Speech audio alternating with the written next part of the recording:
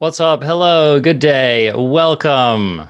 Hi, this is the ArenaCraft Podcast, a show dedicated exclusively to Magic the Gathering Arena. I'm one of your hosts, Arjuna. I'm joined by the other host, the recognizable, I would say worshipped in many quarters, hated in many others, and very storied blue mage that a lot of people refer to as Covert Go Blue. CGB, how's your Friday going? It's a wonderful Friday. Thank you for asking. And for those curious what's going on, I and my wife went into a movie theater for the first time in over like a year plus. Whoa, dude. Because, wow. I mean, this is something we've done like every weekend, even when the movies were just terribly bad, almost since we got together, almost every weekend. Like every Friday, we go see a movie, usually the matinee to avoid the crowds, and just kind of get a theater to ourselves, taking the latest cinematic adventure. And Arjuna, did you know that there is, in fact, a cinematic adventure in the theater right now? It's called Fast 9. Wait, is that like the Fast and Furious 9th edition? Don't act like you don't know. I honestly don't, dude. Don't act like you don't understand the greatness that is Vin Diesel and company saving the world through vehicular criminal activity. 9 Fast, 9 Furious. Is that is that what we're on now? 9.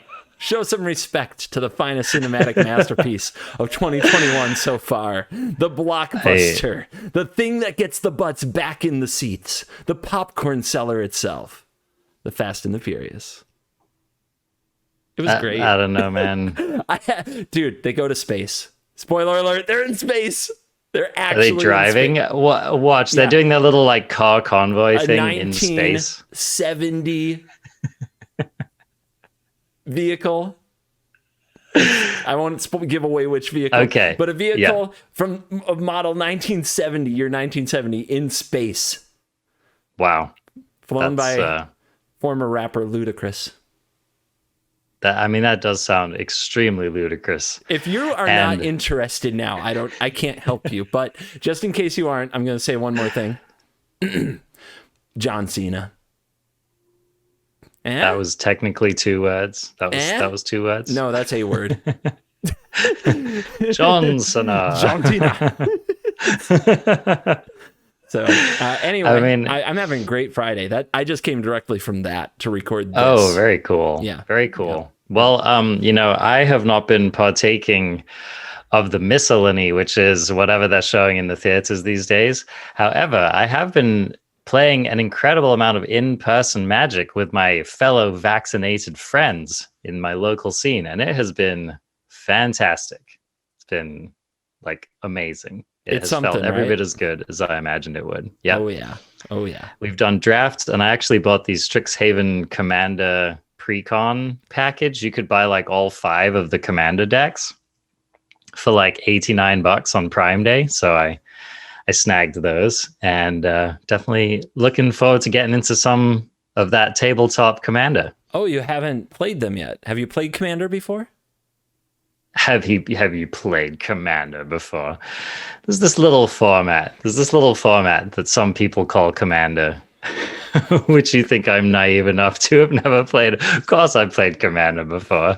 In fact, I spent the entire last week playing Commander, and that's one of the things that we're going to talk about on today's show. So why don't we just skip over that glib little comment that CGB made and get into the meat of today's show, which is we're going to be spending some of the show talking about the 100-card historic brawl / as close to Commander as you can play on Arena format, which we were supposed to have had a showdown to do the last week, and unfortunately we discovered a day beforehand that Arena didn't support it, which was just a galaxy brain failure over there. So we didn't do the showdown, but we did spend a lot of time playing the format, and I think we came away with a lot of insights around what you should and shouldn't be doing. So we're going to be talking about that. We're also going to be going into, like, there was a spoiled mechanic and a couple of cards spoiled for the next set, Adventures in the Forgotten Realms. And so we're going to be talking about dungeons today. So that's a pretty exciting new mechanic which has come up. So yeah, that's awesome. But first of all, we have a question of the week. Covert Go Blue, you're born to answer this question. Are you ready? Okay. All right.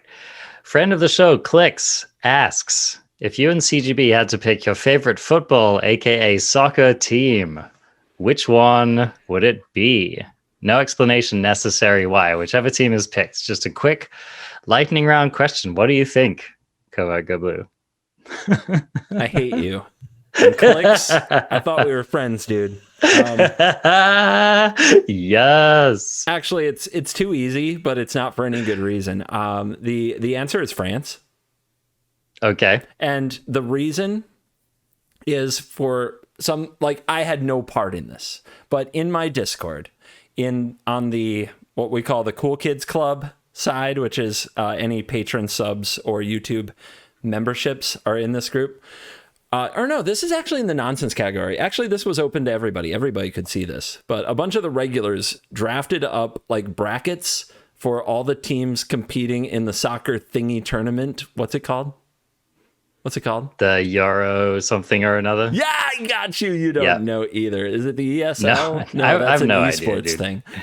Anyway, I'm making them mad right now. They are squirming in their seats with rage. Type those comments. Let me know what it is. Anyway, they just drew from the regulars in my Discord. They just drew like names and teams. And they gave everybody a team.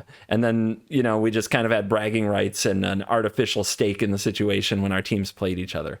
And I was given France. Nice. It was. That's a pretty solid team, man. They won the World Cup and stuff. And yeah, that's what they tell me. Good team. Zinedine Zidane, the ultimate badass, just freaking headbutted a guy. I don't know what you're just said right now. Have you not? Oh my gosh. All right. CGB, there was like the most CGB moment in football that ever happened on the French team. And it happened during the freaking World Cup final. I'm pretty sure it was the World Cup final. End of this guy's career, like the last kind of like high profile match that Zinedine Zidane, captain of the team, was going to play. I mean, the guy has a storied career. He's like one of the most famous footballers ever, right? And it's like in stoppage time. It's like in overtime, basically. And just like out of nowhere, Zinedine Zidane walks over to this Italian player and just freaking like headbutts him in the sternum, like right in the middle of the chest, and just takes him out. It was like he drops this guy. And I mean, Zidane is like how did he headbutt him in the sternum? How tall is he? Is this Napoleon playing soccer? Dude, he just he put all of his body into it, and he like got an angle on him. It was like a Michael Jackson lean, and he just pow took the guy out. And I can appreciate a good Michael Jackson lean. I'm into this. And Zinedine Zidane is like probably the coolest cucumber in the entire league at the time. So anyway, it led to a lot of speculation. But all you need to know, Covert Go Blue, is that he freaking dropped that dude like a counter spell. It was great. Anyway. Okay. So yeah, France, good team for you. So I heard in one of the matchups, I heard that Germany played France, and France won because Germany scored in its own goal. If that's not the most Covert Go Blue thing, where no win con. My win con is the opponent messing up and giving up and screwing up. Like that is so me. So I was like, perfect. All right, I'm into this. All right, France, the confirmed control mage of freaking international football. So let's see. As for myself, my favorite team, okay, internationally, I have to say that I really do enjoy watching Argentina. And there's a reason for this, and it's a superficial reason, but it's a reason nevertheless. They have the absolute sexiest jerseys of any team in the world. They have this it's like this sky blue color, but it's like a silvery sky blue. You dig it. You dig it, CGB. All right. And it is just something else, man. It's the confirmed best jersey color in all of football, and that's why I like Argentina. If I had to pick like a club team, like a local league team, That's I'd a pick like Yorian jersey. That's what that is. I just Googled dude, it. Yorian jersey. It That is a literally is. Yorian colored jersey. It really is. Look them up. Yeah, the Bottle brush Argentinian image jersey on the screen. Let's go. There we Editor, go. put the image up. And then as far as the Premier League, I don't know, man. Let's go with Tottenham Hotspurs. I lived in London for a while, and they're like one of the not super hateable London clubs. So anyway, all right. Well, I think we've spent enough time talking about football on this podcast. Covert Go Blue. I need to rein you in, otherwise we just devote too much time to it. Sorry. All right, man. So this last week, Covert Go Blue and we put on our training montage, and we spent a lot of time playing this 100-card historic brawl format. And I have to say that after playing this format, I have officially decided that it is one of the sweetest formats I've ever played on the MTG Arena. And I was devastated, literally devastated this morning when I discovered that it was going away. I mean, I knew it was going away, but I was still devastated. So anyway, they gave it a try, and I think it's leading already to speculation that they might make this like a more regular thing on the platform. We'll see. One would hope. But what's your just initial eagle's eye view on the format? How did it feel? What are your speculations around it? Stuff like that. I really like it for so many reasons, but I will say my natural draw is to find what's powerful and broken in a format. This format has plenty. It really has plenty. But the matchmaking is like we all like to joke about the matchmaking being rigged. The matchmaking being rigged here is one of the features, because if you want to play like super spiky brawl, you're only going to get matched against a few other commanders. I'm not going to play against what was it? Angar the freezing flame. Agar the freezing flame with Teferi or Golos. Right. Yeah. You're going to play other Golos players.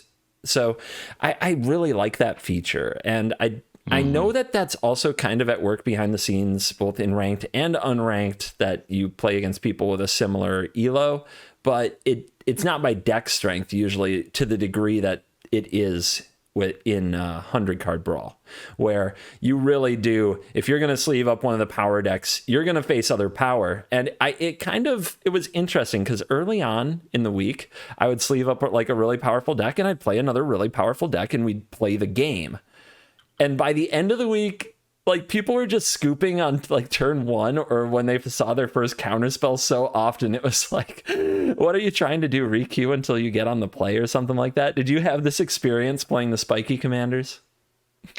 Well, okay. I only played one counterspell commander, which was of course Teferi, the original Gandalf. Wow. And yes, I definitely had people scooping plenty to Teferi. Yeah. It wasn't quite to that degree, but I definitely, like, the moment I'd counter some spells, get Teferi down, and get into any kind of a solid position, people were just out. Yeah. Okay, my video shows, like, I was recording in like the final hours of the event, like late at night, because I just wanted to get another video out, and somebody like people were scooping to me on like turn one, turn two. That makes sense, right? They don't want to waste this precious liquor of the gods on your silly counterspell deck. So their Golos just needs to go resolve right now. Yeah, just mainline that Field of the Dead, man. Dude, it's the only place you can play Field of the Dead on Arena. I feel like Golos players feel entitled to having like endless mana and free spells for the entire game. Yeah, otherwise they're just like, what? It's like Covert Go Blue and counter spells, every time you look at your hand and you don't have a counter spell in it, you're like, what is this? Yeah, somebody has to tell them no. You're not just supposed to cast 3 free spells every turn for the rest of the game and have endless mana and perfect mana fixing. It's not natural. Oh my gosh. But yeah, this format is sweet, and I'm going to Yeah. miss it, and I hope it comes back soon. You talked about speculation. I haven't heard it, but I mean, I would like to think that they would look at the numbers, because I don't know about you, but even in the middle of the night, my queue times were nothing. Boom, I had Totally. another game. No matter what commander or type of deck I sleeved up, boom, I had a game really fast. So I was thinking about this, and like I had been wondering why. Okay, everyone's asked this question: why isn't Historic Brawl just a regular feature of the Arena client? Right? Like, why isn't it just a queue that you can jump into all the time? I'm sure that Wizards has their reasons for doing that because it's definitely, I would say it's hands down the most popular format, which you can't play regularly on Arena, that people clamor to play. Yeah. So, like, every time there's a major update, you have your, like, Historic Brawl activists coming out, But I was thinking about, like, at first, I was wondering if it was because they just don't want to have a singleton format overtake the platform because, they wouldn't like sell as many cards, or maybe they wouldn't get as many people cashing in wild cards. But then when I thought about it, that's not it at all. For example, let's just pull up some of my deck lists here and I can tell you what went into them. So, for example, let's look at my Golos deck that I was playing. So CGB, I want you to guess how many rares, how many rare cards in my Golos deck. Just throw out a ballpark figure. Do I have to? Look, I watched a Croaky stream where he had the filter on and he didn't know it, and he built a 100-card deck out of rares only. And then was like, oh crap, I have to go back and look at the uncommons. but he finished the deck before he realized that. I'm going to guess 40. Okay. This deck had 58. Yeah. And I wasn't trying. Lands. It's the lands. It's the lands. Okay. It also had 16 mythics in it, leaving a total of 23, less than rare cards in it, most of which were probably basic lands. Okay. So that's my Golos deck. Let's take a look at the Teferi deck I was playing. Okay. That should be a bit more modest, right? And it is. It's more modest. So this one, 39 rares, 7 mythics. So the point I'm making here is that I think by any metric, like, this should be a format that's just going to drain those wild cards right out of people's accounts, especially if they haven't been playing since, I don't know, the beta, like you and I have. Yep. So in my mind, it seems like a no-brainer to, like, get people just flipping those wilds and, I don't know, cracking more packs, doing whatever it is that they do to try to keep getting that sweet cardboard crack on Arena. So I don't know, like, do you have any theories as to why this isn't a regular thing? There was an interview with somebody who was one of the people who work on Arena and help create events for Arena. And they said that and this was going back to the original Brawl. Now, if you remember, original Brawl didn't have a queue. It got a permanent queue about this time last year. So even like standard Brawl hasn't had a queue for that long. People forget that pretty often. Historic also didn't have a queue till about this time last year, which is kind of insane to think about. Yeah, that is kind of wild to think about. But back then, they defended it by saying two things. Thing number one, they didn't want long queue times. I think we can put that argument to rest. That one's to rest. That shouldn't be a thing. Thing number two, people say that they want things all the time, but they get bored easily. And if they only get something occasionally, if it's kind of rare, then they're more likely to really enjoy it. What do you think of that? I mean, I think it's fair. My perception anyway is that this format is fun enough, varied enough, interesting enough, and also bolstered enough by new sets.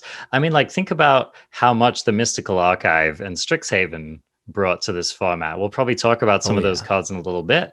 It was like a massive shift in what was possible, right? So yeah, so I feel like even if 100 card Historic Brawl is a format that, like, people visit for 2 weeks out of every rotation or every set or whatever, like, that's still going to just be a constant flow of people coming in and playing. So yeah, that explanation falls a little flat for me personally. I agree 100% that at this point, those arguments don't hold up and that they should make it a permanent queue. I would go a step further. I want a queue with some kind of a reward, because I do want a competitive queue. Because I do think that I think there's a price to be paid for people scooping too early in games. And I mean, there was a lot of games where like I'm on the draw and my opponent plays a ramp spell and I look at my hand and I'm just like, I could be in another game, you know? And that's too easy. That really is. So I think I want some, not necessarily ranked. I guess rank would be fine. Maybe it should be a different style of ladder or something like that where the rewards are a little bit different. But I do want something. I want to be able to play for some kind of stakes. Maybe just an event, right? It's just like an event you can get in like any other event. You know, you get to 7 wins or whatever. You pay 1,000 gold to get in. I mean, and keep the commander balanced matchmaking. So if I'm going to play like a really janky commander and I want to play it in an event where I get to 7 wins and you get something, I'll get paired against other people who do that, right? So totally, makes perfect sense. I like that idea a lot. Yeah.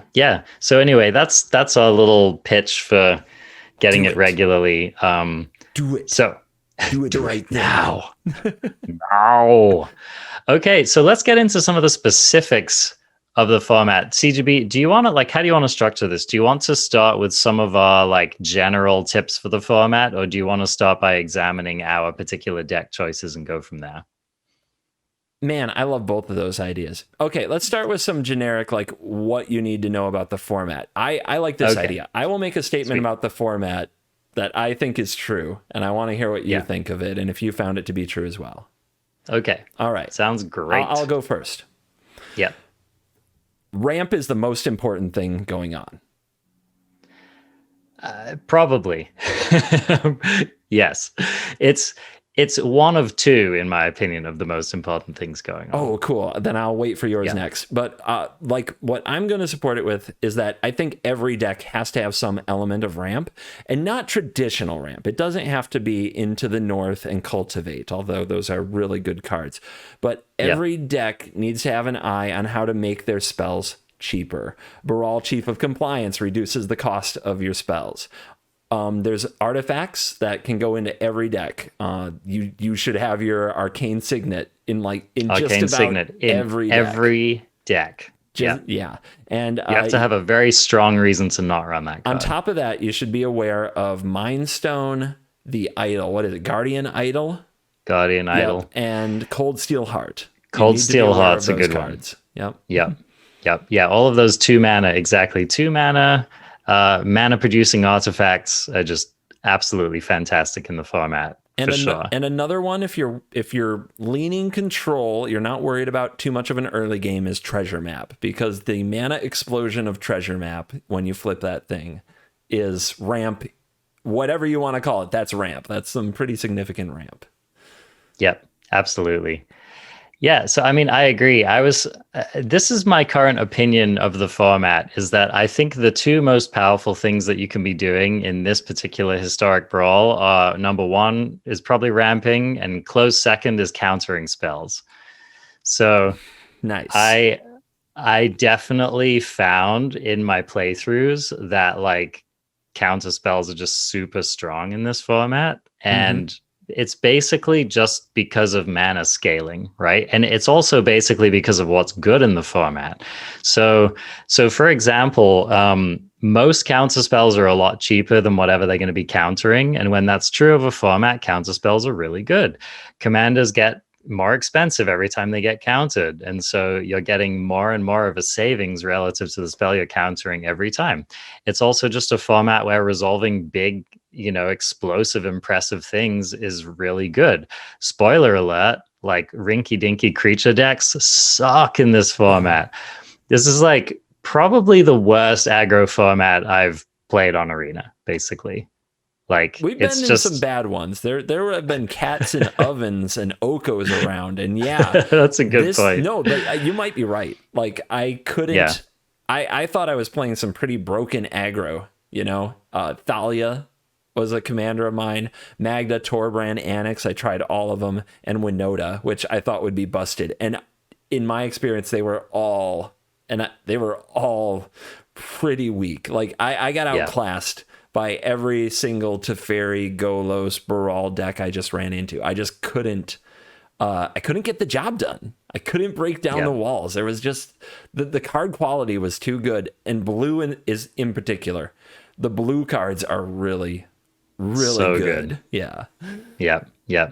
That was my experience too. I thought the Winota that was probably the aggro commander that felt the most threatening to me, and I still just clowned those lists, man. Even just playing rando whatever commanders, like I just really didn't find them very threatening. So, yep, that's just kind of ground zero for the format. Is if you're not thinking big, you're not thinking big enough, and so yep, good observation there. All right, what's your next observation, CGB? Oh, what was yours? Oh, yours was about counterspells? Counter spells. Yeah, that was okay. So I want to talk about the counterspells then. The good commanders, like they enter the battlefield and they provide a pretty serious impact, or they're cheap and they provide like an advantage to everything else. So Kinnan and Baral are two commanders that get under counter magic for the most part, and then they make all the other spells cheaper, so you continue to double and triple spell your opponent every turn so that they can't keep up with countering things. So on the other hand, like Golos, Niv Mizzet, Isika, God of the Tree, like all these 5-color commanders, they just enter the battlefield and they provide so much value that you can't grind. You can't play like an Athreos deck and keep up with a Golos, you know? Golos in particular is egregious because it pays its own commander tax, because every time it enters the battlefield, it gets another land and another, usually getting Field of the Dead in the World Tree quickly, so they don't have to worry about mana costs, and they're making free zombies the whole game. And then there's just endless lands entering the battlefield every time they replay the Golos, which you have to deal with and kill, or it spins the wheel and the Golos wheel casts free spells. So it's just a commander that puts you in a bind that you cannot grind through. Teferi, if you're going to run that, is also going to be just drawing cards, and you're never going to get past the constant barrage of threats. Like, the cards just don't end. A big reason that the mana in the ramp is so important is because you can keep casting your commander. If you have a powerful commander, usually one of your best plays, no matter what happens, when you run out of cards, wherever you are, is you can still just cast your commander again if you draw a lot of land. So if you counter a Golos 2 or 3 times and they don't get the ETB trigger to fetch the land, eventually they can't cast it anymore until they've drawn a lot more land. And that is like one of the only legitimate ways to compete with the thing. So counter spells become absolutely essential, basically. Yes, I couldn't agree more. Yeah, definitely the best way to combat the Golos decks. By the way, can we just stop and appreciate how ridiculous Golos is and how it shouldn't be in the format? If they bring this queue back, you got to get rid of Golos. I find it broken and powerful, but I think it's a kind of broken and powerful that's fun. It does warp the format. What we're saying about it, there's not a good way to compete with Golos without counterspells. That's not the way it should necessarily be. No. But maybe they can skew the matchmaking so hard that you don't queue into Golos unless you A, also play Golos, or B, play counterspells. It's like your two options if you're playing Golos are Golos Mirrors or Teferi. That's it. Yep. And that's how it felt when I was queuing up with the deck. And it was still really interesting. Let's see, we're going to get to talk about deck construction, but I immediately want to talk about some of the tech cards in my Golos deck and see if you found them too. Do you want to do that? Yeah, that sounds great. We can spend some time on Golos. We kind of explained how it works and why it's so powerful. Let me first tell you a Golos thing that happened to me. Okay. I was fighting, I don't remember what I was playing, but basically I got into that position that you end up in, where eventually it's like, oh no, the Golos resolves. They get one turn. They get to spin this wheel one time. Next turn, I'm going to deal with it, take over, go off, whatever it is. But they get one spin of the wheel. And my opponent spun the wheel, and they revealed, I'm not kidding, Ulamog Alrund's Epiphany Time Warp. Oh my God. And just so you guys know, that you get to cast those cards for 0 mana, which means you get the cast trigger from the Ulamog. That's so filthy. Right? That's a plan to win the game right there, my friend.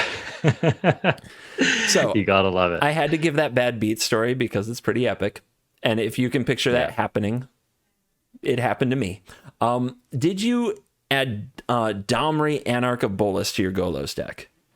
Domri Anarch? No, I did not. Do you know Remind us what this card does. Yeah. So Domri Anarch of Bolas is 1 red-green for a Planeswalker with 3 loyalty. And the important part is the +1 adds red or green mana to your mana pool, and creature spells can't be countered. Creature spells can't be countered. So this is a ramp card that is also a Planeswalker that gets Golos through a counterspell. It was like the biggest piece of tech that I found where I was like, oh, that gets the job done. That's a good idea. Yeah, that one was pretty nice. I was also main decking like Veil of Summer. A lot. You can talk about that if you want to. Did you main deck Veil of Summer very much? I considered playing Veil of Summer a lot, but I ultimately found it to be. I think if you're playing like a really competitive version of the meta, you probably should. But I found it to be pretty lackluster in like anything except a Teferi matchup. So I considered not running it. But it is a good card to remember that it is in the format. Yeah. I ended up running it like pretty much all the time because it did feel like counterspells took over the format at some point, at least from where I was sitting. So, really into Veil of Summer in the deck. Do you have any really sweet Golos cards that you enjoyed?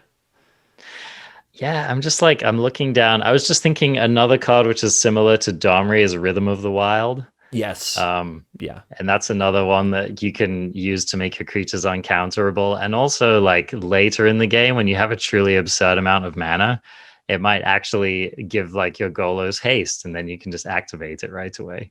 Which I don't know. That was something I was thinking about. Was like ways. One of the things I experimented with in this format was giving your commander haste.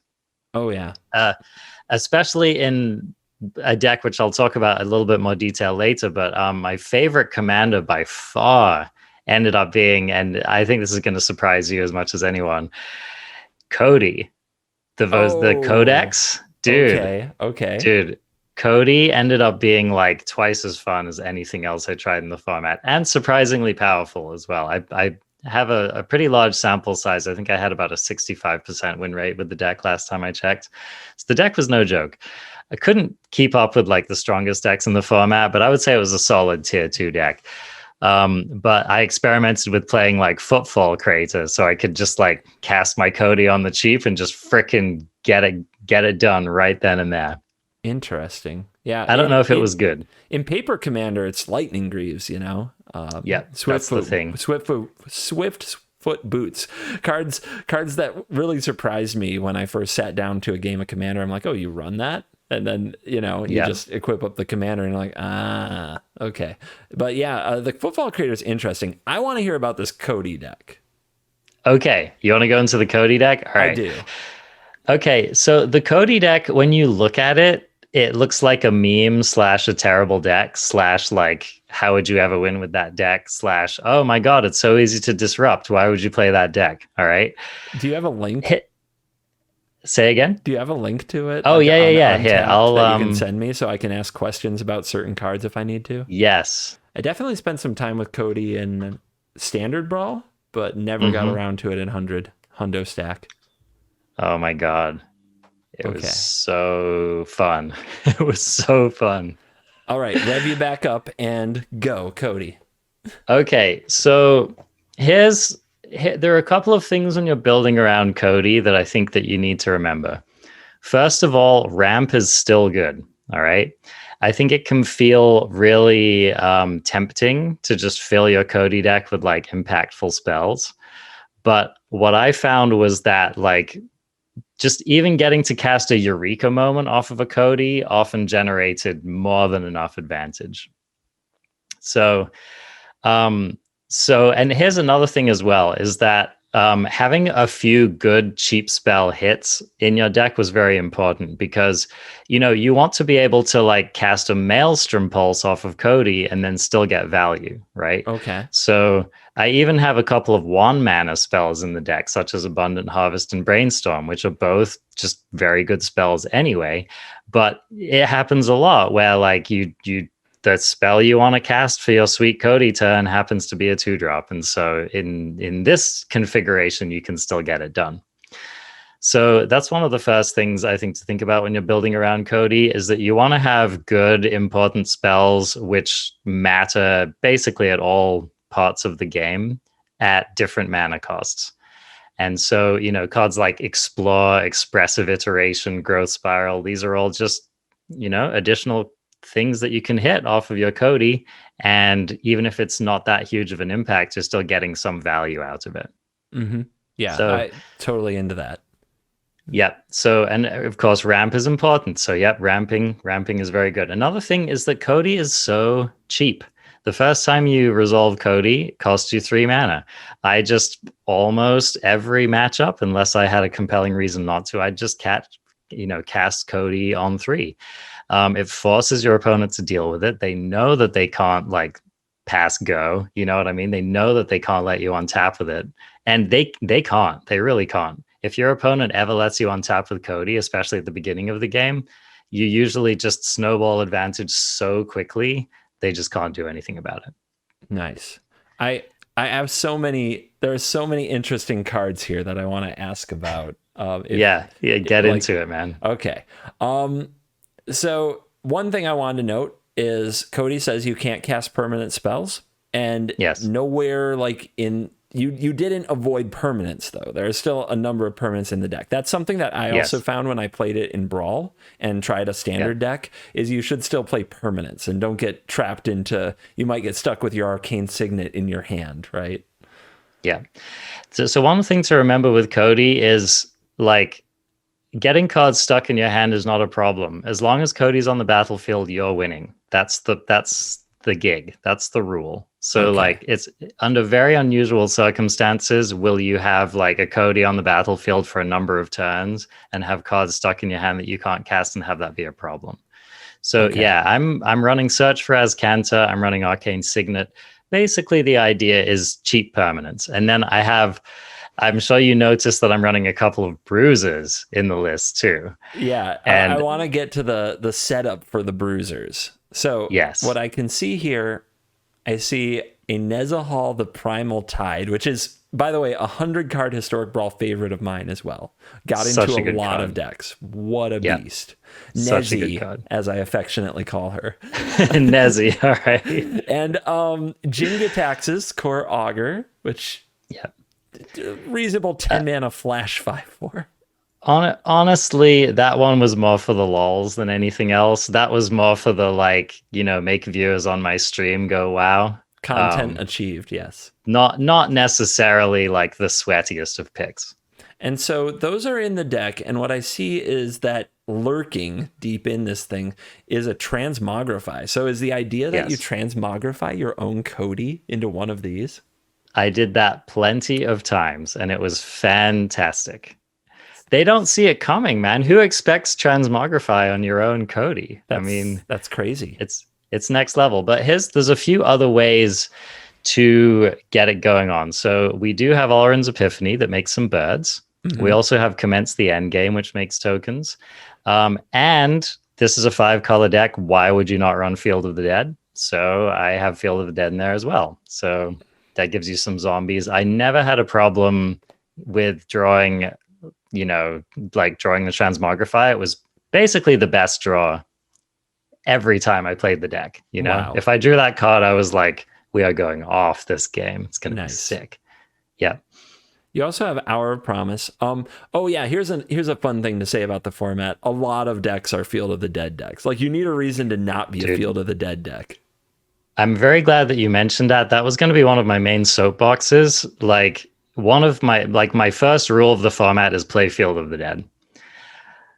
And I mean, I took it so my Teferi deck is an Azorius deck only, Field of the Dead deck. And Nice. and it's not a meme, dude. It's not a meme. You can do it. There are enough lands to do it. Yep.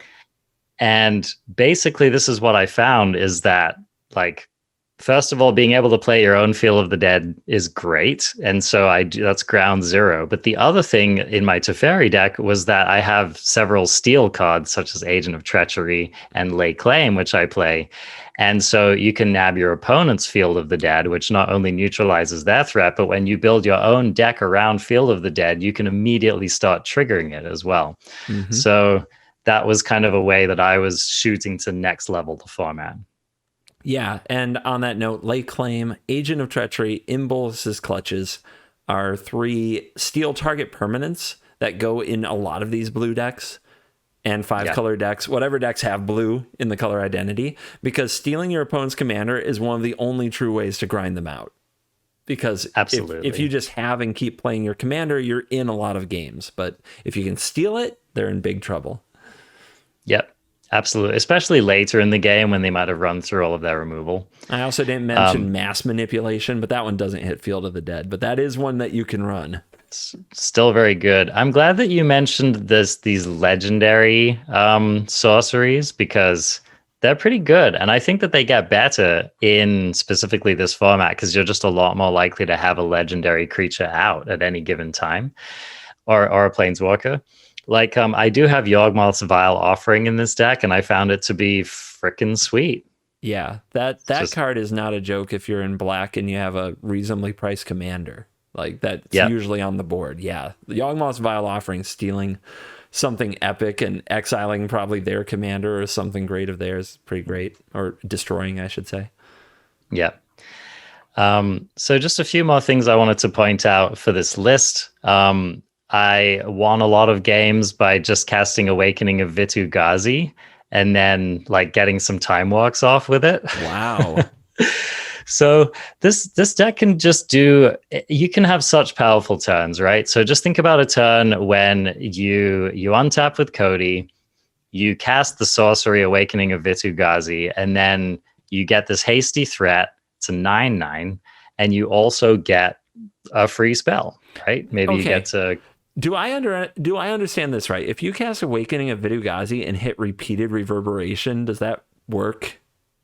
That's a really great question. I'm not sure. There are many interactions in this deck which I wasn't sure about. Okay, an experiment. It's an experiment in motion. Yeah, one of the ones that disappointed me was that, okay, so if you cast Approach of the Second Sun,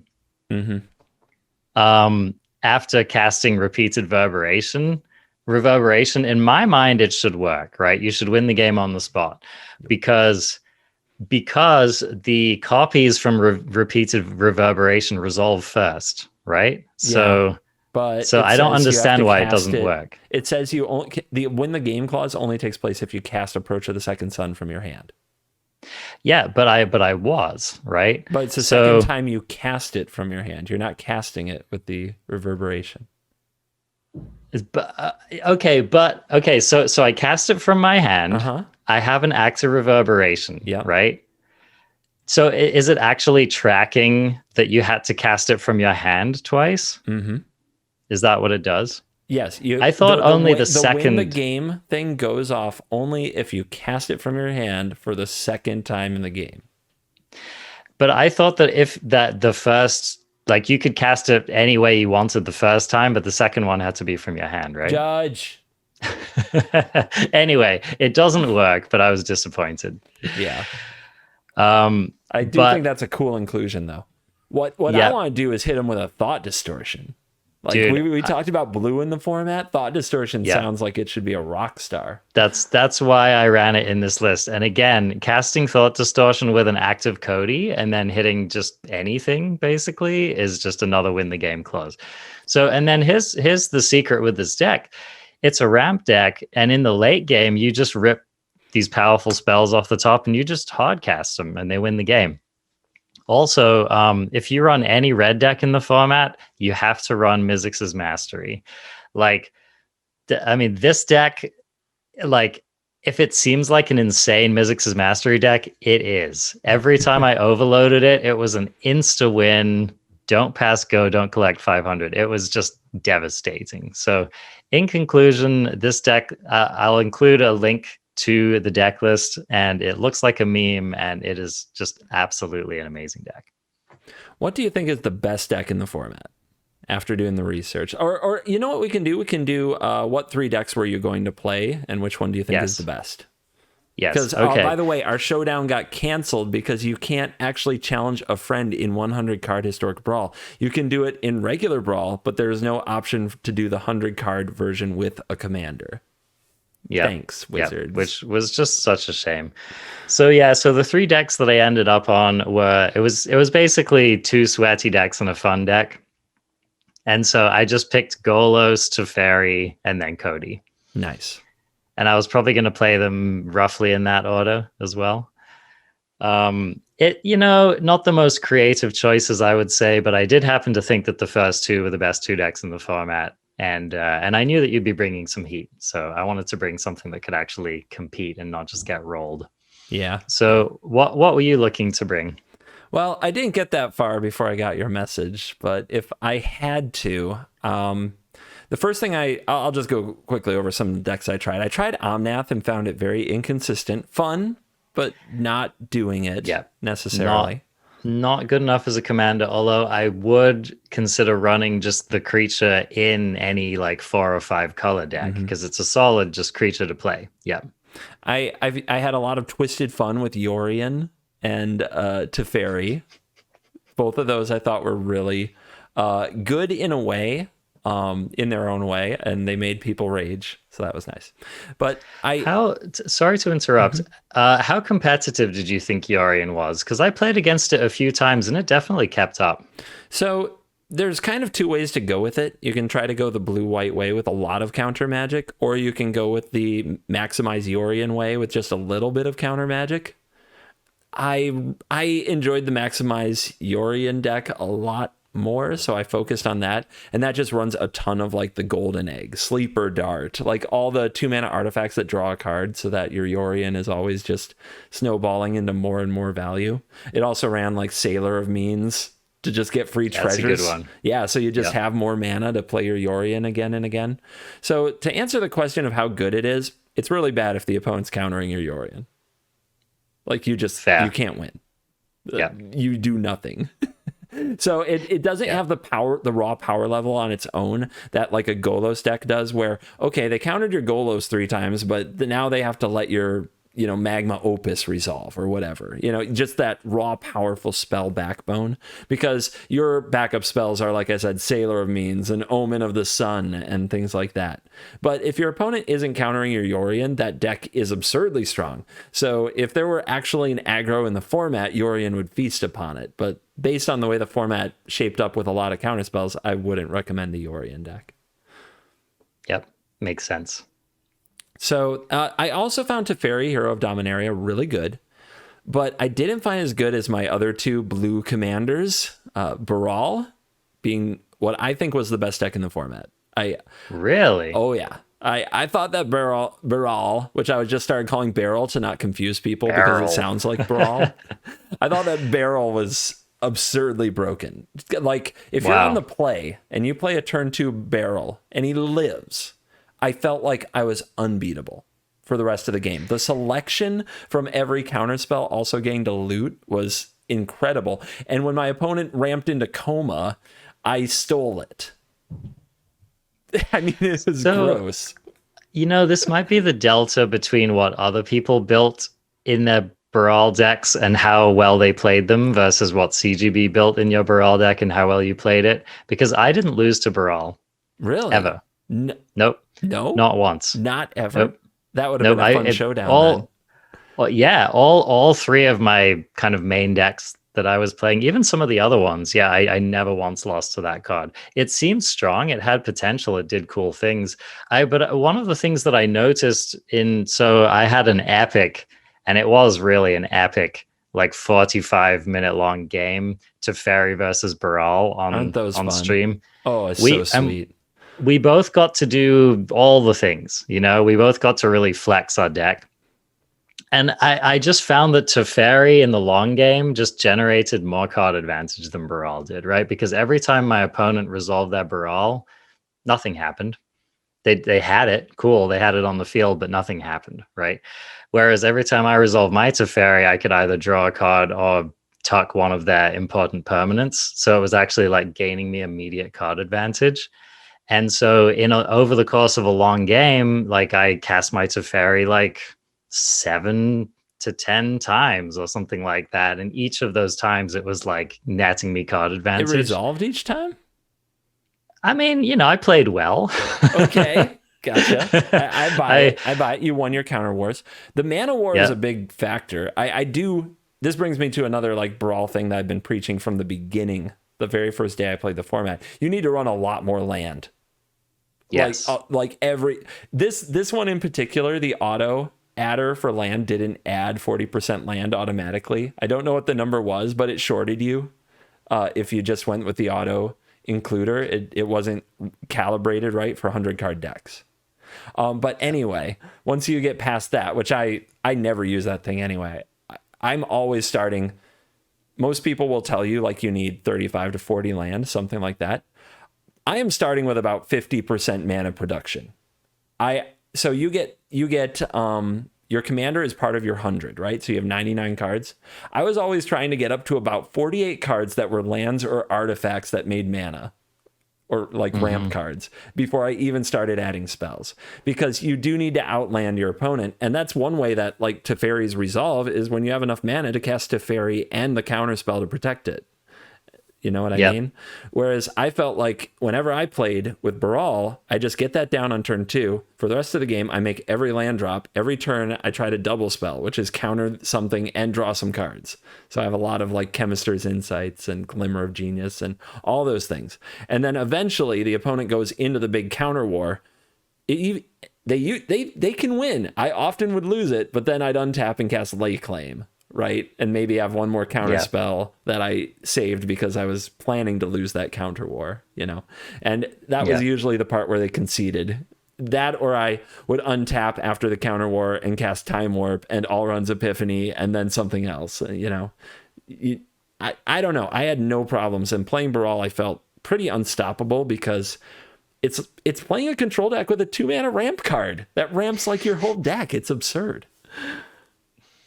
I mean, it is a shame that we didn't get to do the showdown, because I really would love to test with you like Teferi versus Baral and just see how good that matchup really is. That does sound like a fun thing to play. I also had one of those like 45-minute games of Baral versus Teferi. I think it's on my YouTube video, but it was another good one where I was on the Teferi side. I did win, but I also felt the whole time like I was going to lose, and I do think I did have a big mana advantage. I had like I had Midnight Clock and Mind Stone, I think, on the first 3 turns. Yeah. Nice. Yeah. Getting down a clock in those control matchups is a pretty big deal. Pretty fun. Yeah. I also just found one of the things I was worried about, and one of my things that I worry about in general with this format, is just that single color commanders limit your card pool. Yes. And they also limit the amount of things that your deck can do. And so, for example, one of the nice things about playing the Teferi deck is you have board wipes, you have Elspeth Conquers Death, you have these effects that you just couldn't get in a Baral deck, and I found some of those to be actually really helpful in a matchup like that. So like, for example, my opponent stole my Teferi, but I was able to ECD it and get it back, and if I'd been playing in blue and someone like stole my Planeswalker, like, how do you get your opponent's Planeswalker? Does it do it? Nice. Oh, you gotta have Blink of an Eye into the Royal. I think you need all that, like those bounce effects too in the Brawl list. Probably Brazen Borrower as well. Yep. So I found the diversity of just the card selection to be better in the 2+ color decks, and so that was one of my concerns. I also, the other blue deck I would have played is Galazeth Prismari. So I really want to hear about this deck, because it actually seemed really strong. And I was actually wondering whether Galazeth could be a good like counter to Teferi. I feel like in a vacuum, One of the things I like about the Galazeth deck, which I didn't actually play, but you can probably confirm this, is that you can basically spend like your first 3 turns just generate like casting a bunch of cheap artifacts, which anytime your Galazeth is on the battlefield, like they immediately turn into mana rocks, right? So I would imagine that it's like playing Teferi, except like you enter turn 4 or 5 with like 7 to 10 mana on the battlefield. Yeah. Which is just like devastating in a control matchup or in any matchup, really. Yeah. Assuming that you can spend your first turn or two playing a card like Gilded Globe or Golden Egg, which are great because they draw you cards. And then once you have your commander, they are mana. So if you can picture a deck full of arcane signets that also draw a card when they enter the battlefield, that's what Galazeth is like playing, given that you can do a specific thing, which is on turn 3 or 4, depending if you ramped, play your Galazeth and have it live. It needs to live for another turn. So it's really important that you have like 2 mana counters, ways to protect it. I have Dive Down in my list, kind of a forgotten protector of dragons. If you ever played the good old Niv Mizzet Dive Down list. There you go. Yeah, things like that. Also, like Lofty Denial, Memory Lapse, things like that should be pretty, for the most part, self-explanatory counter spell, because if you have 1 artifact and then Galazeth comes out and makes a treasure, you have 2 mana. So you have 2 blue mana, so you can counter something and then untap with Galazeth. And then the fun thing, and this is why I like this deck the most, and it might be a bias. Maybe this is kind of a weakness of the deck, but I love it. When you untap the next turn, you usually have like 6, 7, 8 mana. So you get to do things like untap and go straight to Alrund's Epiphany, or my favorite, cast Brass's Bounty, which creates a treasure for every land that you control, and then you use those treasures to cast more spells. You cast Boon of the Wishgiver and draw 4. So on that note, just a quick side note. I don't know if I'm trying to see if you're running it in this deck, but you want to know what my favorite counterspell of the entire format ended up being? What is it? Spell Swindle. Spell Swindle is nice, but it's so expensive. You actually got this to work?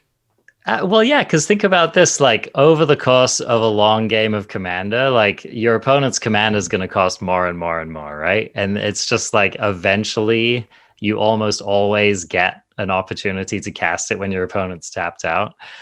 And in a non-counter spell matchup, Spell Swindle was just bazonkers, dude, especially in a ramp format, right? So, okay, so for example, actually, honestly, I didn't have a single match where I resolved Spell Swindle where the opponent didn't concede immediately afterwards. Not a single one. I had an opponent, like I was playing my Teferi deck. The opponent like triumphantly plays Ulamog, right? Like, okay, this is my way to get back into this game. They exile my Teferi. They exile another important permanent. I Spell Swindle it. And my opponent just takes one look at the treasure and they're just out. They were just out. My head says meme and my heart says yes. Just try it, man. Next time you're able to do it, I found it to be a competitive card in the format, and I wrecked with Spell Swindle. Yes, Brass's Bounty is also sick. Brass's Bounty is really nice. That's a good way to overload your Mizzix Mastery and cast your Brass's Bounty again. Very nice. All right. Also cast a few Time Warps. Like it was real. I did have a Mizzix Mastery on, I think it was like turn like 5 or something, where I cast all 3 Time Walks from my graveyard. Oh, the Time Warp, the Alrund's Epiphany, and Karn's Temporal Sundering. Let's highlight Karn's Temporal Sundering, because this is just such a cool card. It's a 4 blue sorcery. Return all sorry, I'm looking at the wrong card. Target player takes an extra turn after this one. Return up to 1 target non-land permanent to its owner's hand, and then you exile the Sundering. And so this is like bounce spell plus extra turn, and the only drawback is that you need to have a legendary creature out or planeswalker to cast it. Like your commander. Yep. This card did so much work for me. I basically played it in all of my blue decks, and I really enjoyed it. Yeah, it got into every deck where I either expected to have a lot of mana or keep my commander on the battlefield regularly.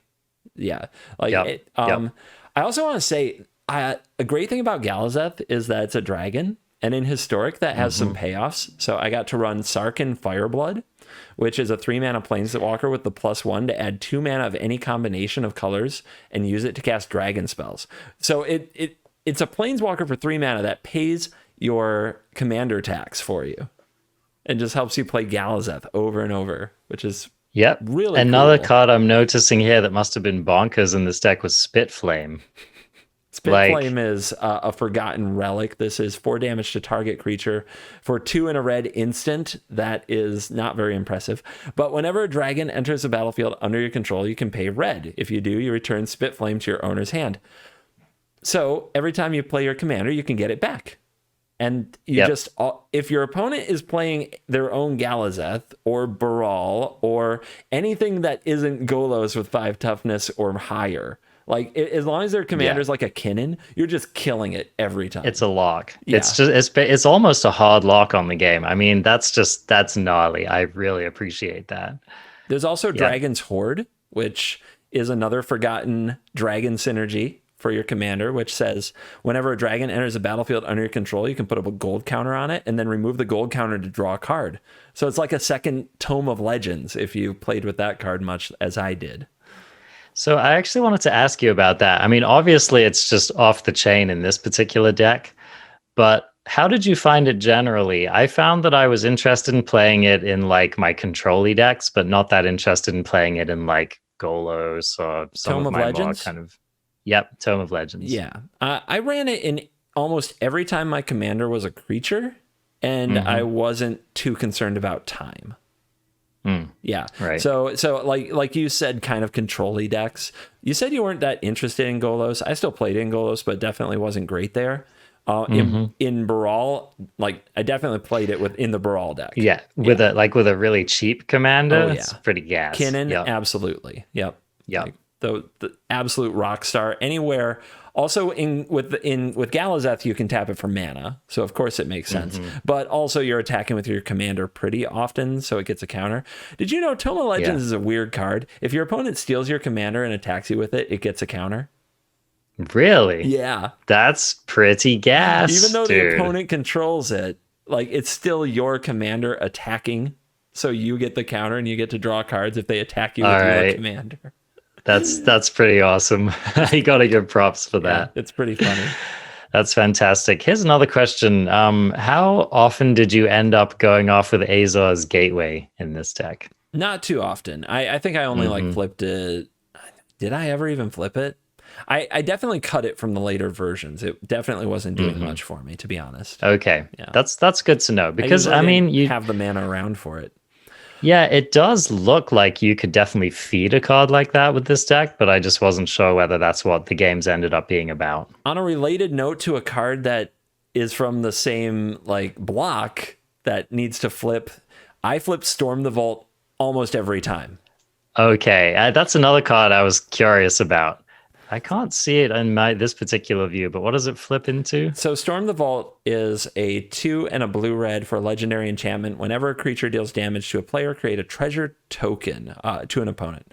And at the beginning of your end step, if you control 5 or more artifacts, transform Storm the Vault. It turns into Vault of Catlicon, which is a legendary land that taps for 1 mana of any color or taps for a blue mana for each artifact you control. Oh, nasty. Which is basically what, Tolarian Academy? Yeah, I had some lovely games where I had played Brass's Bounty, and I went and I played Storm the Vault. I went to my end step with a stop on it. I flipped it into the Vault of Catlicon. I added the mana, and I expansion explosion to my opponent's face for lethal in my end step.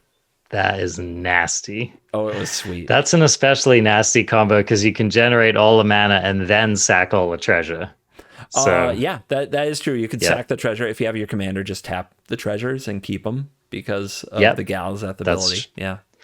Yep. So that's expansion explosion rockstar in this deck for sure. Yeah, there's a lot, that I think this is an example of why this format's really cool, because you have a deck full of cards that just really wouldn't be very good in most other decks in the format, but with your particular commander, they really shine. And I just think that that's amazing. Yeah, it is it's why Commander, the format, like gives second life to a lot of cards that were basically forgotten by the spikes of MTG. Like we were talking about Yeah. Lightning Greaves earlier, right? And like these are cards that people just, the spikes haven't registered for a long time. Nobody ever played Storm the Vault, in competitive standard, but here it is being a rock star because of this specific commander that adds a consistency of a certain effect that you just didn't get otherwise. Totally. And then you get to run other sweet cards like Shimmer Dragon, which again is a card that you probably wouldn't run in most other decks in the format. But this guy probably drew you like a billion cards, right? Oh, he drew me the concession. Like nobody wanted to sit through the Hexproof Shimmer Dragon drawing like an extra 3 to 4 cards a turn if I had nothing else to do with my artifacts. Oh yeah, that is just utter filth. So I will this say is there definitely aren't a lot of things that can deal with or fly through a 5/6 flying hexproof. I believe that. Yep. That is just straight gnarliness. So yeah, this is definitely 10 out of 10 for getting to dust off those interesting cards and give them new life. Thanks. The last deck I would have played is probably also Golos. And I don't have a lot to say about Golos that you haven't said. But the one thing I do want to throw in there is I experimented with this and I saw a lot of other people doing it. Golos is kind of a messed up 5-color commander in that you don't have to play 5 colors. So like I played against Grixis and Dimir Golos, where the only card in the deck that wasn't Grixis or Dimir was like the World Tree. So you could just fetch it and then you have the mana to spin your Golos. But the rest of the deck is all like counter spells and removal and like Nicole Boluses and things like that. And you can do that with Golos. You can play blue-white Golos and just run all the cards you would run with Teferi, but you have Golos and World Tree, so you can spin your Golos wheel when you want to take over the game. It's kind of sick in that way. Yep. I mean, a lot of people who were playing Historic back when Golos was still legal they'd build like Bant Golos decks. So Golos decks tended to be 3-color decks, like the really competitive ones. So yeah, that's an excellent point. I think that my Golos deck was like it was mostly Bant with little red, and I don't think I had a single black spell in the deck. Understandable. Yep. Yeah. Black in general, it's good for like Thoughtseize type effects, but at the end of the day, that and their cheap Doomblade type things are 1-for-1 removal in a format of like endless value. Did your Golos deck have Mirari's Wake? Yes, I did play Mirari's Wake, and that was busted. Yeah, that card is just a sickening card in the decks that can run it for sure, especially Field of the Dead decks. So let's actually get into some of the cards that just really stood out to us in the format. I think we've highlighted a lot of them. Okay. One of the things that I wanted to talk about was the land package. You have access to a surprising number of highly relevant lands in this format, and there are certain lands that I just tried to get into every deck. So Field of the Dead was obviously one. Field of Ruin for taking care of your opponent's Field of the Dead and or their other relevant lands was very good. Scavenger Grounds card that I played in almost every deck. And then I ended up playing a number of deserts in this format. Scavenger Grounds is one. But I ended up going with like a lot of the colored deserts, like Ipnu Rivulet and that cycle. Can I say really quick, the Rivulet in Teferi is actually a clutch card, because if you Teferi to like put their Coma into their deck, then you mill it. You just mill it out. Yeah. Yep. Or as well with Mind. Oh, what's the counter spell? It puts it on top of their library. Memory Lapse. Yeah. Memory Lapse. Yep. It's just another way that you can do. There's actually a lot of effects that are putting stuff back into your opponent's library, and then you just mill or you shuffle it away. Field of Ruin, of course, shuffles your opponent's library as well. So you play these extra deserts partially because if you're playing Hour of Promise, it just gives you the chance to get 2 free zombies, which is nice. And then, but even if not, like for example, I had games when I'd have a Scavenger Grounds out and any other desert, and you can just sack your other desert to the Scavenger Grounds, and then you get to use it again.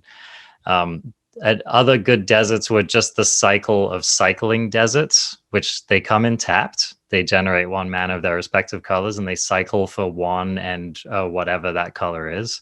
Just very, very usable cycling land. So I thought that the deserts package was a good one, and I basically put it in just about every deck that I built. It also just diversifies your lands for Field of the Dead. Mm-hmm. And then, of course, Ghost Quarter is another. It's another one as well that you can play, which destroys your opponent's Field of the Dead. So those are very, very important. What do you think, CGB?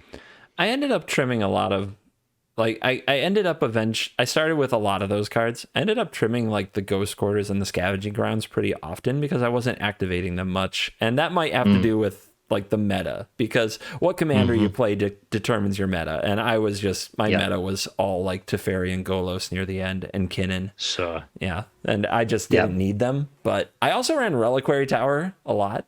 A true commander Very player by nature. I was just like, I had so many decks that drew so many cards, dude. They just drew so many cards, which is, for a mage like me, that's part of the fun of playing the format. Absolutely. So on cards that stand out in the format, I don't know if you had more to add on the lands. Did you have anything else to add on that? That was mostly it. I would just, if you're building in this format, I would really recommend that I basically just pulled up all the lands basically for every deck, and you got to go through all of them, man, because there's just so many sweet lands that do these little niche things, and they can be super relevant. So it's unfortunate because building decks in the format just takes a long time any way you look at it. You got to pick 100 cards, and sometimes you got to pick 45 individual lands. It takes a long time, but if you want to have a really dialed deck, you got to do it, unless you just download decks from content creators, which is totally fine. There you go. Yeah, it works. I want to say, if you resolve Emergent Ultimatum in this format, you should win the game. You ought to, right? There's 3 time locks. Yes, you ought to. That card should just be lethal if you have your deck set up in an interesting way, just on its own. Just boom. Agreed. We're done. Agreed. Yep. Another card that I just found was consistently bazonkers was Oracle of Moldaire.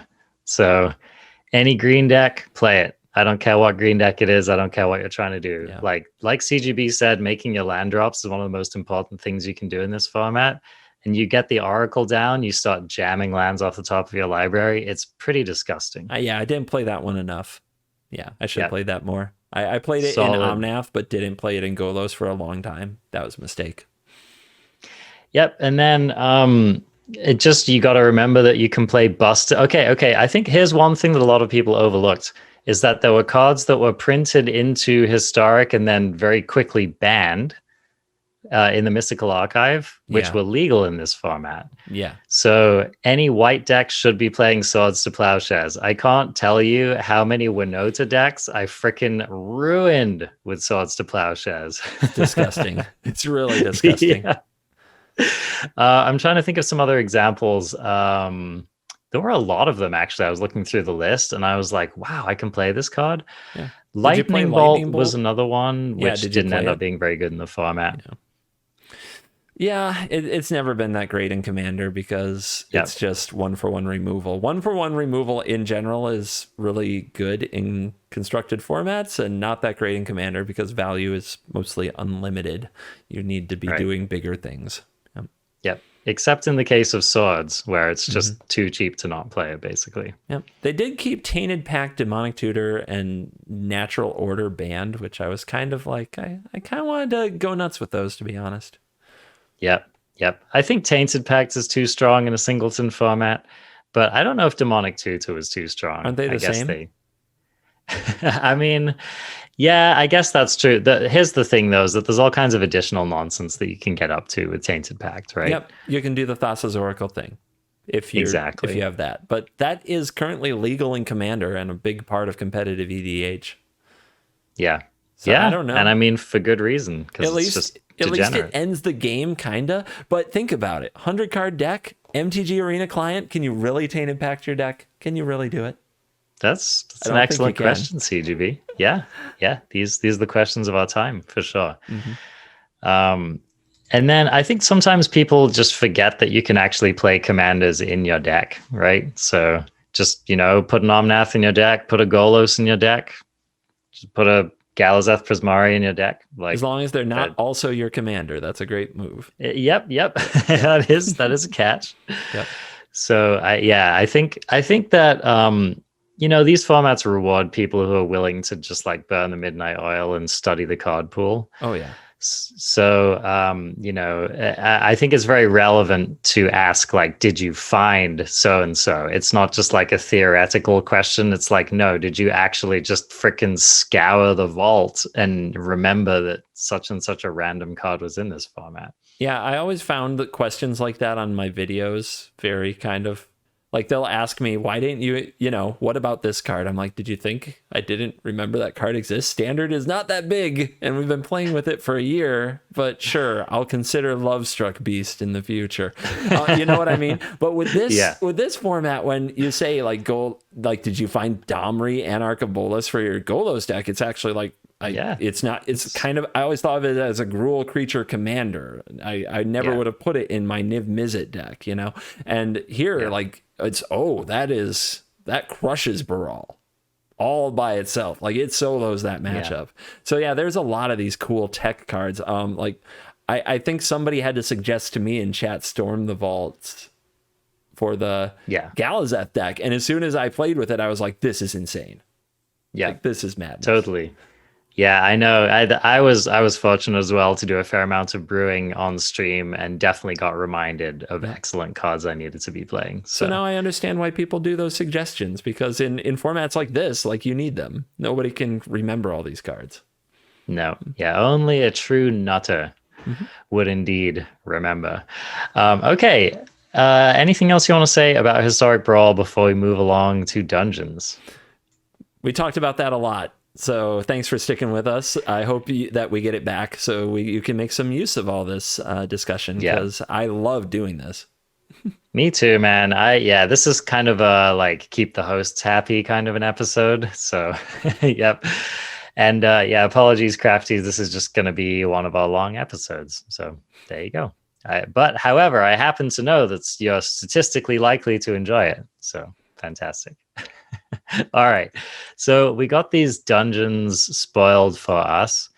And I think Covert Go Blue is a little more versed in it than I am, but we're both still finding our way with the mechanic. So CGB, why don't you explain to us what's going on with these D&D dungeons? I'll try.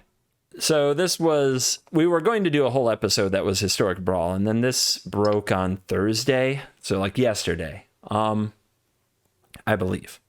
And Adventures in the Forgotten Realms is a D&D themed set. And I know that when I heard that, I was like, cool, I can picture a lot of these cards that I've heard about like being D&D related. It didn't blow my mind that we were going to get Drizzt Do'Urden on a magic card after I read some of the lore. I was like, these can share a world. But we're going, like, this goes way beyond, I think, what I expected in a D&D set for Magic the Gathering, because they're introducing, I mean, do you call it a mechanic?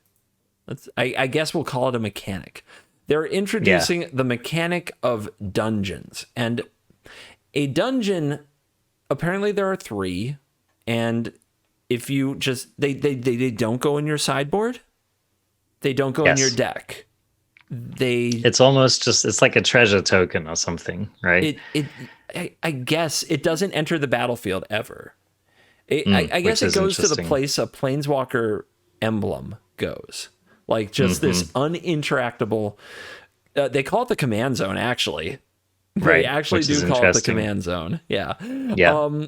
So like somewhere when the game starts, you just or I guess when you activate your dungeon by using the mechanic venture into a dungeon, this dungeon becomes activated, and it just has these levels of different effects that you receive. So I'm going to look at Lost Mine of Phandelver, and the first level is Scry 1. It's called the Cave Entrance. So I'm assuming when you play a card that has the text venture into a dungeon on it, then this thing will get revealed. Venture into the dungeon. Okay. Sure. Yes, they'll correct us. So there you go. When you play a card that says venture into the dungeon, you'll reveal Lost Mine of Phandelver in your command zone. and you'll take advantage of the first ability, which is to scry 1.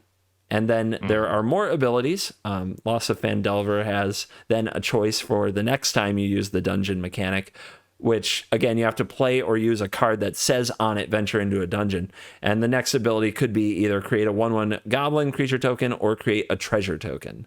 And then there's other options, and then eventually you get to the bottom of the dungeon where it says draw a card, and then you've completed the dungeon. And there are also cards that do something different when you complete a dungeon. But the idea is we've got this kind of secondary quest that provides some value to you that exists completely outside of the game. Like, is that how, do you find that to be an okay description? Yes, yeah, I do. And just to clarify a few things, so you always have access to all 3 dungeons. And when you first venture, let me remember what this keyword is again. When you first venture into the dungeon, you get to choose any of these.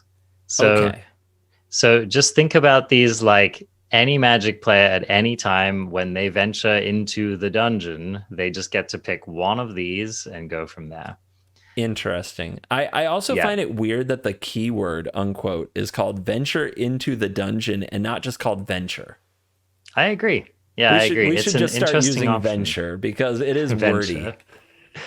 Yeah, I wonder if they did that to try to like up the storytelling feel of the set a little bit. And maybe avoid the adventure mechanic that is still around. Maybe that's what it is. Yeah, but it's not even capitalized, so it doesn't even like stand out on the card. So I think there might be cards where you just kind of miss it, you know, because it just doesn't jump out at you. So yeah, I think that could be a thing. So I don't know where to go from here to try to clarify what this is, but they did reveal multiple cards, and we decided this isn't going to be like a spoiler talk show where we review all the cards. We're just going to talk about this mechanic because by next week, I think spoiler season will proper start and we'll have a ton of cards to talk about. So we're still going to be talking about the new cards in the near future. But I'm just going to say that there's like Shortcut Seeker is like 3 and a blue for a 2/5. And when it deals combat damage to a player, venture into the dungeon. So that's an idea of where the mechanic fits into a regular Magic card. There will probably be cards that are like 2 blue, like blue and 2 for a 2/2 flyer that ventures into a dungeon. You know, like the cards that they just stick on everywhere. It's gonna happen. Yeah. Yeah. So that's where they're making it so you progress through these dungeons and get these little bits of value as you go. Yeah.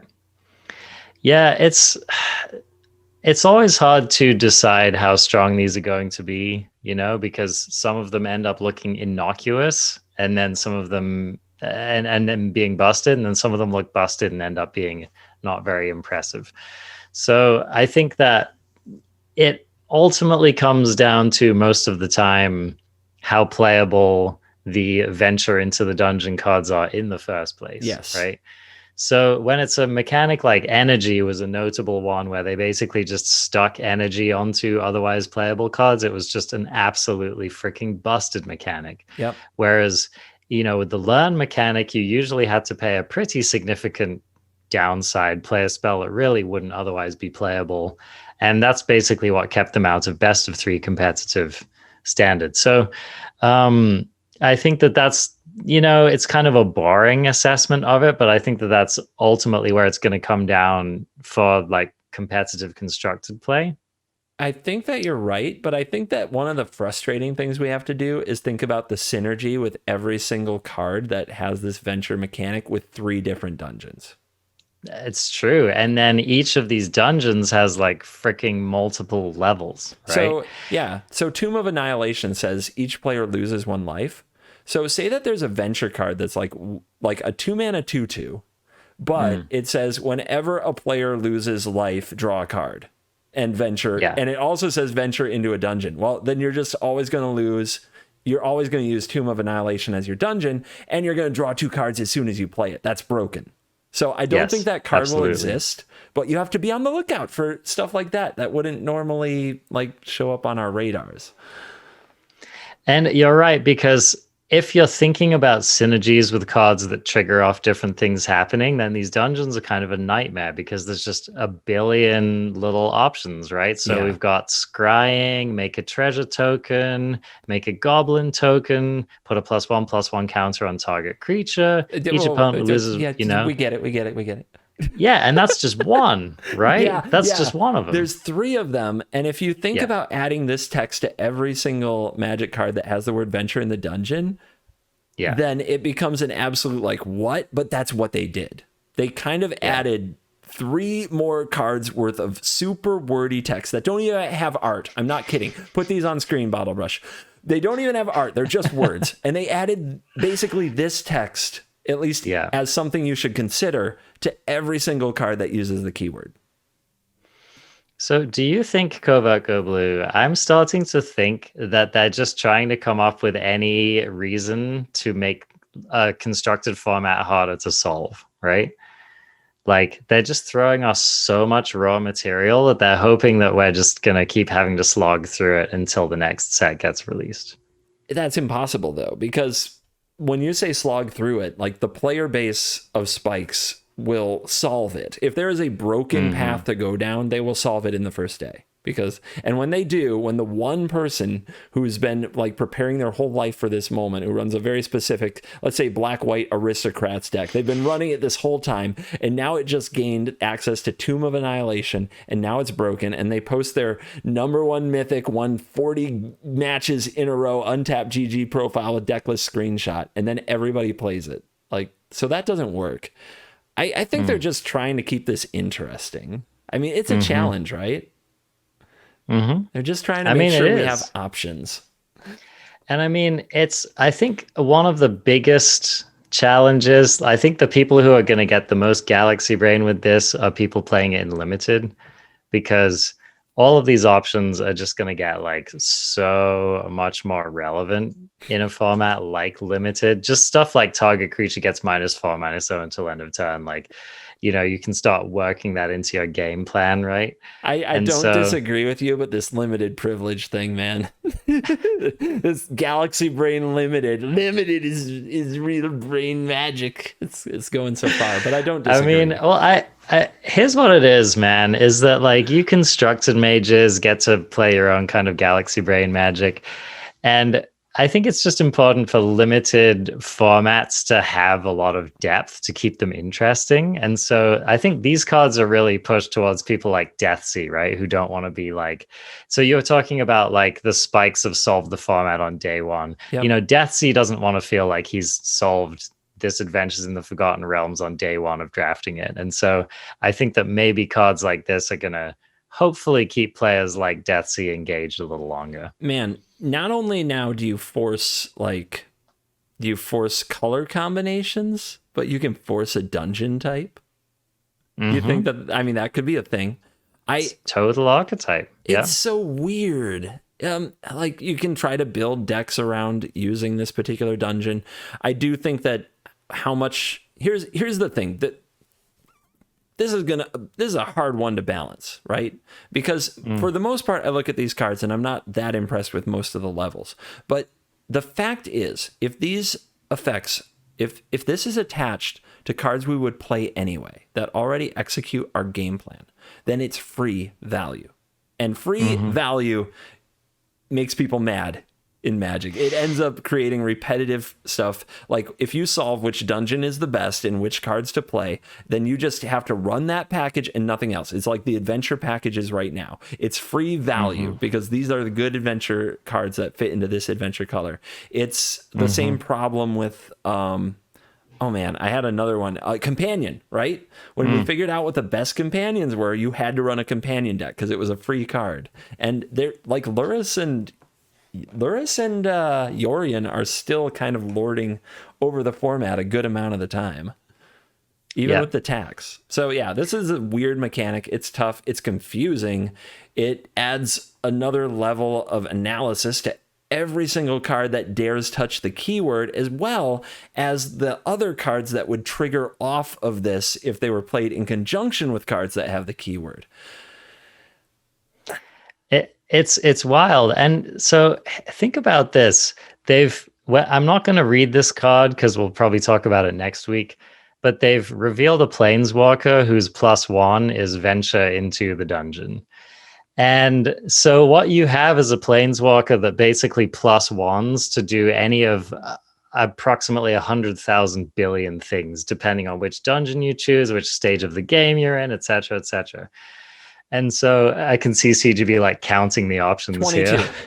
here. 22 options. If you count one that kind of triggers twice. 22. Yeah. And so, it's wild to think that you could be in a matchup and you could resolve this planeswalker and you could be like, okay, this is my Tomb of Annihilation matchup. And you start ticking up and you start, and then it's like you're combining it's like you're taking a saga and you're stapling the chapters of the saga onto the +1 of your planeswalker. So it's gonna get deep, dude. It's gonna get real deep. If that planeswalker ends up being remotely playable, it's gonna be very interesting. And if that planeswalker ends up being really good, it might get like seriously maddening.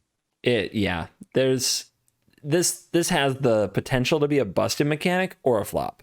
Like, yeah. And it's just like I've heard people say it's like Learn, in that if the lessons were like absurd rate good cards, like how broken would Learn be? It'd be incredibly broken. This is another like just way to get more value into your Magic game if you do things a certain way. So we're going to have to evaluate it based on the cards that say venture into a dungeon on them. And until we see those, we don't really know how prevalent this will be. There is a world, there is a timeline that we may or may not be living in, right? Where every deck becomes a dungeon deck. Mm-hmm. Could be. And I mean, one of the interesting things about it is that I think they've designed it in a way to make the rewards really stack. They really want to incentivize you to go further and further into the dungeon. And so it's interesting how, like, with that Planeswalker example, the first activation is a very, very negligible. It's going to net you a scry or gain 1 life or lose 1 life. Yep. But then you get like down to the end, like Mad Wizard's Lair or Dungeon of the Mad Mage ends with this Mad Wizard's Lair, which is draw 3 cards and reveal them. You may cast one of them without paying its mana cost. Like, that's a heck of a payoff, dude. That's busted. But you have to do 1, 2, 3, 4, 5. So yeah, this is the 7th time that you venture into the dungeon to actually get that trigger. So you are rewarded for the more of this effect that you play. Yes, which is exactly. It's why a critical mass of these cards being good is necessary to make the mechanic good. If there's only one really good venture into the dungeon card, it's not going to complete many dungeons. Like, you'd have to draw all 4 copies or copy it 4 times. I don't know. Reanimate it 4 times. But what if there's a card? What if there's a card that just has it's like a 9 mana card and it's like a creature, and the ETB is venture into a dungeon but 3 times? Yep, exactly. Or I was thinking about, this is going to be the next Lucky Clover, right? It's just going to be every time you venture twice. Yeah, that could definitely be a card. And if they're smart, they'll make it cost 3 mana instead of 2. Or 20. Can we just not? Yeah, can we just skip? Because this, exactly. Like we've been kind of alluding to, this can get old. Like, I'm already a little exhausted of tracking what the dungeons do, and we haven't even seen the cards. Absolutely. I feel a little tired on it as well. It's one of those things where, in my mind, it makes me want for these venture cards to be simple, right? Because it's like, think about, you like print a questing beast, which has also every time this creature attacks, it ventures into the dungeon, and it just starts to get freaking absurd, right? Yeah. So I really hope that they just like keep it lean, keep it mean, keep it focused. Yeah, fingers crossed. But the main thing we wanted to do today is just kind of go over that these exist, because it's a pretty big reveal. And if any of you out there are using us as your MTG news source, like, this is something to start getting your head around now, that there's going to be yet another kind of separate adventure zone. That's a podcast about D&D. Did you know that? There's going to be an adventure zone. That's not the adventure zone from Eldraine, where there's a dungeon that gets you value, and it's going to be weird. No, it's a different one. It's just another nebulous exile zone that's happening alongside all of the other ones that you know of in Magic. So it's going to get weird. It's going to get weird, but I mean, it keeps things fresh, and that's what we're mostly excited about. So I'm happy to see progress, and I'm starting to feel pretty stoked about the set. And we're going to get like elbow deep into these spoilers next week. So just strap yourselves in, crafties. Also, just wanted to say that I think this spoiler season in particular is a really good one for us to like debut a new style of set review. Mm-hmm. We've received feedback, and also just between the two of us kind of been thinking about how our epic like 10 episode set reviews in the past were maybe a little bit too much effort for not enough payoff. So I don't think we've quite figured it out yet, but we're going to have a method of reviewing the set which is more focused, so you can look forward to that and just know that we're going to be working to bring you like a bit more concentrated and relevant content around this next set. Oh yeah, I'm excited about it. I've got ideas in my head that we're going to talk about and get ready for spoiler season with. Awesome, dude. I'm stoked. So I will look forward to that. And in the meantime, thank you so much for listening to and or watching another episode of the ArenaCraft podcast. We deeply appreciate all of you. You are very cool people, as Covert Go Blue is always eager to remind you. And I wanted to remind you that we actually have a Patreon. And if you want to take your relationship with the podcast to the next level, you can go there. It is patreon.com/ArenaCraft podcast. It starts at $2.99 per month, which is a very reasonable amount, I would say, to keep the content creators that you enjoy throughout the month going. So definitely head over there. You can also find us on Spotify if you are someone who listens to that obscure little platform. And you can see both of us on you can see both of us on twitch.tv, and just look in the show notes or in the video description. Just take a look down there and you'll find all kinds of interesting information. I'll try to nab some deck lists as well and put them down there. Nice. So yeah. In the meantime, CGB, I'm looking forward to partying up with you and adventuring into the Forgotten Realms next week. It's gonna be epic. I'm looking forward to it as well. Right on, man. Take it easy, crafties. Catch you next time.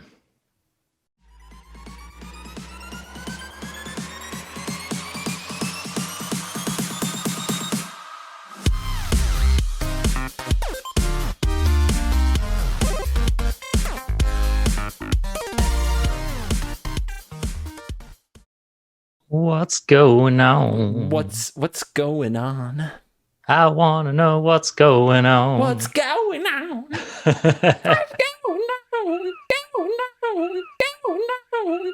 going on? Bottle Brush is going to get his hands on this juicy bit.